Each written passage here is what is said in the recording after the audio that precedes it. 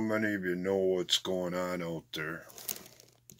I don't know how many of you want to know what's going on out there. But tough shit, I'm going to tell you anyway. When Trump broached the subject of the Ukraine, it was like poking someone in their damaged ribs. And if you've ever had a rib injury and somebody even comes close to touching you, you're going to react. More than likely, overreact. Because it's a sore spot. It's a sensitivity.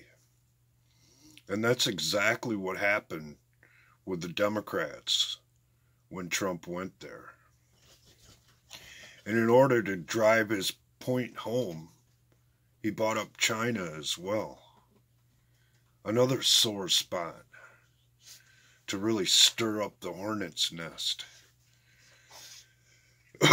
Why would he do such a thing?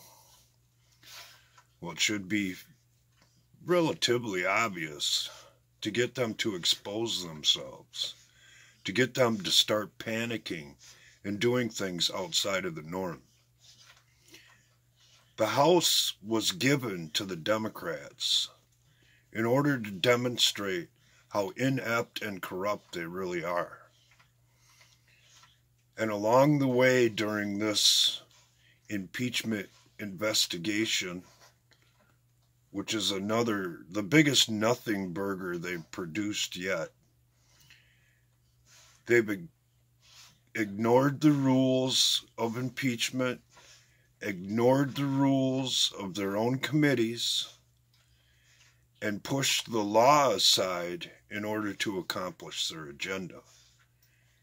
And if that doesn't expose what these people are all about to the American people, just wait, ladies and gentlemen. There's more to come. Because this show has just begun. And before long, even the people who are content to look the other way aren't going to have any choice but to sit up and take notice.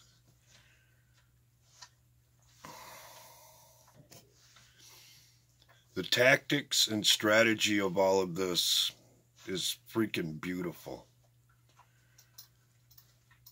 This was very well thought out and planned well ahead of time. So that instead of having to bring out all of their corruption and just plop it down in front of the American people, you get the other side to demonstrate what they're all about in the attempts to protect themselves. This is freaking beautiful. Better than any grand play on the football field, awesome move on the racetrack, or anything else. I am so glad I quit watching sports and started concentrating on politics, because this is the best show I have ever seen. And believe me, I can appreciate a good football game or an awesome race, but this outpaces them all. I had said a few videos back, sometimes before October 31, all of this was going to come to a head. And you're starting to see the pot boil. The bubbles form and the pressure's starting to build. And eventually, just like someone has said along the way, boom. And here's the beautiful thing for those of you that have turned away or followed a false narrative or just plain haven't been paying attention. It's never too late to get involved. It's never too late to exercise your freedoms and present your opinions. It's never too late to stand up for your country, unless it's gone.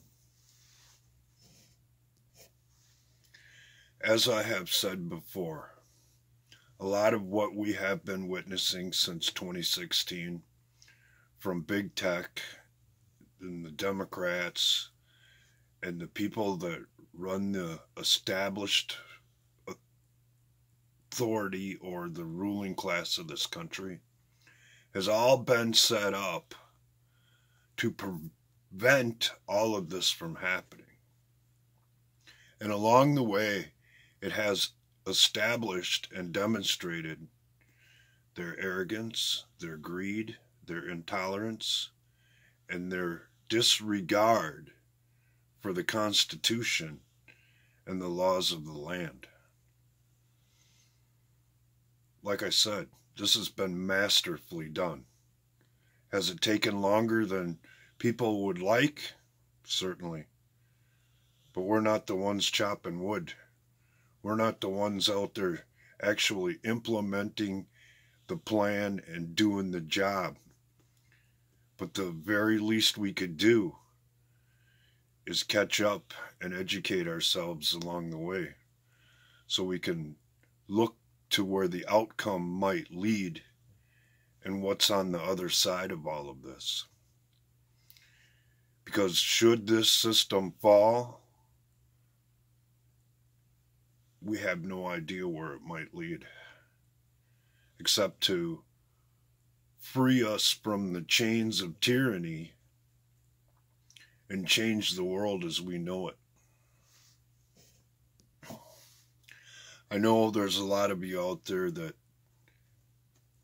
think that it can never change, that things are the way they are and that's just the way it is. But you should take into account what's being done, who's said what along the way, to draw attention to all of this and the logic behind it. Because as I have said before and will continue to say, things wouldn't be being exposed along the way. Policies wouldn't be turned away from the globalist agenda and more towards the freedom of this country. And sticking with the notion that it's the same old game with a new twist does our country and the work that's already been done a huge disservice. Because if we can't all come together under the guise of fighting corruption and tyranny, what can we come together on?